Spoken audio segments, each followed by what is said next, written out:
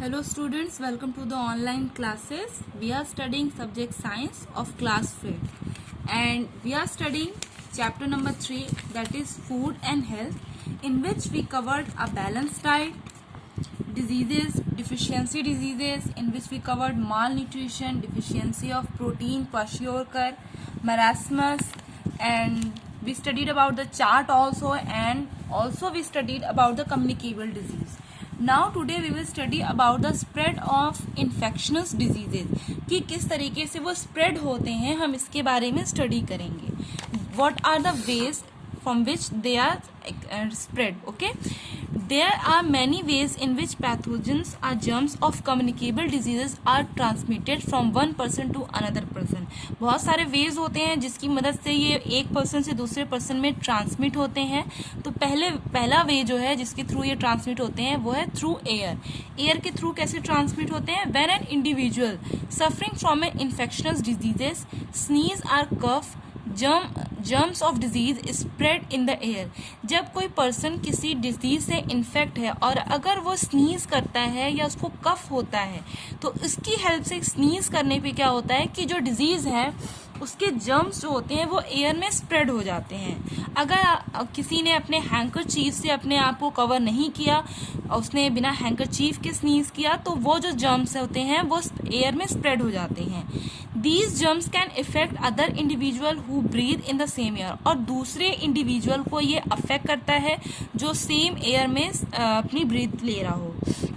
Children can get infected more easily, और children's का immune system बहुत ही वीक होता है तो वो बहुत जल्दी इन्फेक्टेड हो जाते हैं. बहुत सारे कॉमन एग्जाम्पल हैं जो डिजीज थ्रू एयर होती है, वो है airborne disease, flu, cold cough, whooping cough, measles, chicken pox, diphtheria and tuberculosis. Now through contaminated water and food, जो वाटर और फूड कंटामिनेटेड होता है उसके थ्रू क्या डिजीजेज होती हैं? Germs of intestinal diseases are present in a large number in the faeces of people suffering from them. If their faeces and faeces enter the source of water becomes contaminated. Okay, बहुत सारे जो germs होते हैं, disease जो होती हैं, उनके जो जर्म्स होते हैं उनके बहुत सारे जो है वो एयर में स्प्रेड होते हैं, बहुत सारे जो है वो वाटर और फूड में होते हैं. ओके, तो कई बार ऐसा होता है कि कभी जो कंटामिनेटेड फूड होता है अगर हम उसे ईट कर लेते हैं, या कुछ भी ऐसा अनकवर्ड फूड होता है जो कि ढका हुआ फूड नहीं होता जो बाजार में मिलता है, उसको अगर हम ईट कर लेते हैं, खाते हैं, तो उसकी वजह से क्या होता है कि हम जो है वो कंटामिनेट फूड जब हम लेते हैं तो वो हमारी हेल्थ पे इफेक्ट करता है, और वो जो डिजीज के बैक्टीरिया होते हैं, जर्म्स होते हैं, वो हमारी बॉडी में एंटर कर जाते हैं. ओके, बहुत सारी कई बार ऐसा होता है कि जो वेंडर्स होते हैं रोड साइड में और वो जब फूड बेचते हैं तो उसमें क्या होता है कि बहुत सारी फ्लाइज बैठती रहती हैं, बहुत सारे डस्ट पार्टिकल्स उड़ते हैं और फूड में जाके चिपक जाते हैं, क्योंकि फूड में स्टिक हो जाते हैं. और वही फूड जब हम खाते हैं तो वही फूड जो है हमारी बॉडी को हार्मफुल इफेक्ट क्रिएट करता है. Sometimes food is handled by people whose hands are not properly clean. कई बार ऐसा होता है कि जब हम फूड जिस पर्सन से लेते हैं उसका हैंड जो होता है वो क्लीन नहीं होता, उसकी वजह से भी जो है बहुत सारी डिजीजेस होती हैं. Thus, germs of diseases present on their hand and under their fingernails enter the food items and cause diseases.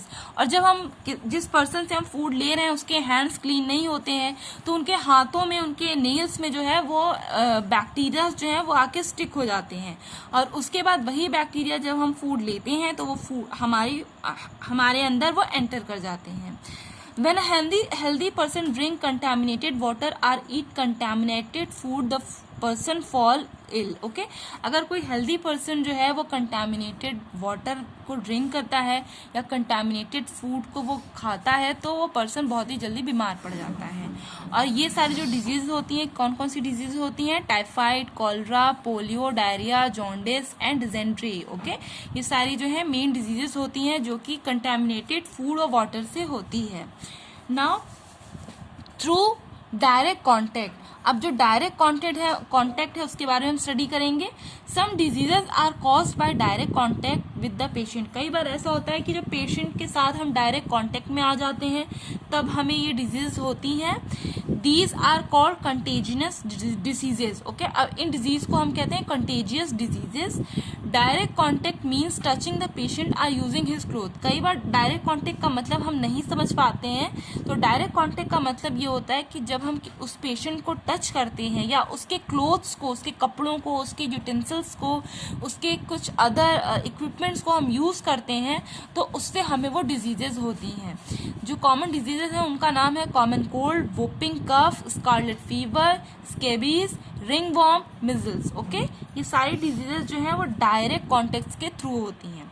Now through insects, you know that malaria is cause due to mosquito bites. हम ये जानते हैं कि malaria किसकी वजह से cause होता है, जब कोई मॉस्किटो यानी मच्छर हमें काटता है। When a mosquito bites a person suffering from malaria, malaria pathogens enter the mosquito's body through the blood it sucks in. जब कोई मॉस्किटो किसी ऐसे पर्सन को बाइट करता है जिसको मलेरिया होता है, तो मलेरिया के जो पैथोजेंस होते हैं वो मॉस्किटो की बॉडी में एंटर हो जाते हैं, क्योंकि मॉस्किटो जो है वो उस ब्लड को सक करता है। When the same mosquito bite a healthy person, और वही सेम मॉस्किटो अगर किसी हेल्दी पर्सन को बाइट करता है तो the pathogen are injected into the body and he too may contract malaria. ठीक है, और अगर यदि वो किसी हेल्दी पर्सन को बाइट करता है तो वो जो पैथोजन उस मॉस्किटो की बॉडी में मलेरिया के होते हैं वो हेल्दी पर्सन की बॉडी में एंटर कर जाते हैं, जिसके थ्रू जो है वो मलेरिया डिसीज होती है। Like mosquitoes, fleas, bugs and sand flies spread diseases. और मॉस्किटो के तरह ही फ्लीज, बग्स और सैंड फ्लाइज जो है वो डिजीज को स्प्रेड करती हैं। कुछ डिजीजेस के नेम याद दिए हैं जैसे प्लेग, मलेरिया, डेंगू और कालाजार। ओके, थ्रू अब नाउ दूसरा अनदर वे है थ्रू कट्स एंड वाउंड्स। जो कट और वाउंड्स के थ्रू डिजीज होती है हम उसके बारे में स्टडी करेंगे। Cuts and wounds in our body needs to be properly attended to by applying antiseptics, lotion and solution. जो कट और वाउंड्स होते हैं वो प्रॉपरली हमें उस पर एंटीसेप्टिक लोशन और सोल्यूशन को अप्लाई करना चाहिए, उनको खुला नहीं छोड़ना चाहिए। इसकी वजह से कई बार दूसरों को ये डिजीजेस हो जाती हैं। नाउ अब हमें इनसे बचना कैसे है, प्रिवेंशन ऑफ इन्फेक्शनस डिजीजेस। अब इन डिजीज से हम कैसे बच सकते हैं। You have learn that infectional disease through air, water, food, insects and through contact with the infected person. Now you will learn how to prevent that spread of disease. अब हमें ये जानना है कि हम डिजीज को फैलने से कैसे रोक सकते हैं, और अगर हमें ये डिजीज है तो हम उसे कैसे रोक सकते हैं। सो फर्स्ट और मेन पॉइंट है prevention is better than cure. Okay, किसी भी चीज की रोकथाम करने से जरूरी है कि हम अपने आप को पहले ही प्रिवेंट कर लें, अपने आप को रोक लें। Okay, prevention is better than cure is a meaningful saying. Many deathful diseases are cause because of are unclean surrounding and unhygienic practices. Okay, कई बार बहुत सारी डिजीज हमें इसलिए हो जाती हैं क्योंकि हम बहुत ही अनहेल्दी, अनहाइजेनिक एनवायरनमेंट में रहते हैं। So we must create a sense of hygiene and health in children and adult. तो हमें अपने बच्चों में, हमें अपने एडल्ट्स में ये चीज़ क्रिएट करनी चाहिए कि हम हाइजीन और हेल्थ के सेंस को समझ सकें। So let's study about the some methods. Okay,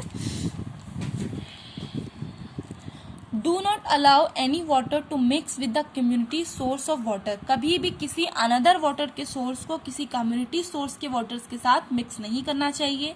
do not wash cloth utensils or animal in the community source of water. जो वाटर घर घर में जाता है उसे हम कम्युनिटी सोर्स ऑफ वाटर कहते हैं। कभी भी उस वाटर में हमें कपड़े नहीं धुलने चाहिए, यूटेंसिल्स नहीं धुलने चाहिए, जानवरों को नहीं धुलना चाहिए। ओके, या फिर खुद भी उनमें नहीं नहाना चाहिए, क्योंकि वही पानी अगर दूसरों के घरों में जाएगा तो वो एक तरीके से कंटामिनेटेड वाटर होगा। Do not defect in the vicinity of community source of water. हमें कभी भी किसी भी कम्युनिटी वाटर को कभी भी कंटामिनेटेड नहीं करना चाहिए। If you are buying food stuff from the market you must ensure that they have been cap covered. अब अगर हम कभी भी कोई भी फूड मार्केट से हम कोई फूड स्टफ खरीदते हैं तो हमें इस बात का बहुत ध्यान रखना चाहिए कि वो फूड जो है वो कवर्ड हो। डू नॉट स्पाइट एनीवेयर, हमें कहीं भी थूकना नहीं चाहिए। Keep person suffering from diphtheria, measles and chicken pox away from others. Okay किसी भी पर्सन को जिसको मिजल्स, चिकन पॉक्स और डिप्थेरिया है उसको हमें अलग रखना चाहिए। उसके कपड़े और यूटेंसिल्स जो हैं उसको हमेशा अलग वॉश करना चाहिए विद डिसइंफेक्टेंट। ओके जैसे डिटॉल, सैवलॉन, इसकी हेल्प से उनके कपड़ों को, यूटेंसिल्स को धुलना चाहिए। Do not allow water to stagnate near your house. Okay किसी भी वाटर को, जमे हुए पानी को अपने घर के नज़दीक नहीं रखना चाहिए। इसमें मॉस्किटोज जो है बहुत ही जल्दी ब्रीड करते हैं। स्प्रे इंसेक्टिसाइड्स एंड पेस्टिसाइड्स, हमें इंसेक्टिसाइड्स और पेस्टिसाइड जिसे हम DDT कहते हैं, इसको अपने घर और सराउंडिंग में स्प्रे करना चाहिए। Covered your mouth with a handkerchief when you cough and sneeze, हमें हमेशा अपने माउथ और को कवर करना चाहिए। जब भी हम कभी कफ या स्नीज करें तो हैंकरचीफ से अपने माउथ को कवर करना चाहिए। Now the last part is vaccination.